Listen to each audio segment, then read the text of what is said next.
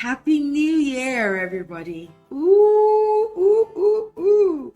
2023, here we are.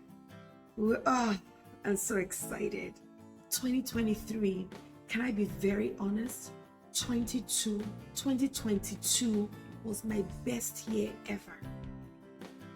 I don't know about you, but 2022 was my bestest year. But 2023 is going to be my super bestest year because I've created it already.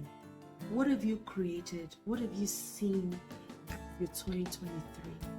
Are you expectant? Are you excited? Are you anticipating greatness? Are you hoping to be loved in return, to have wealth like never before, to be rich, to be successful at everything that you lay your hands on? How do you see your 2023?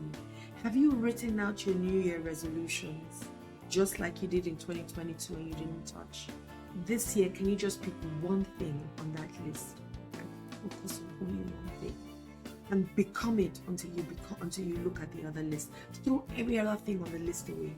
Just pick number one, or pick the most important and urgent on your list and only focus on that. Become a master at that. Can you promise me that you're going to do this 2023? That's all I ask of you this year. Pick one thing on your list and become a master at it and see how your life will transform. Once again, welcome to 2023. I wish you all the best.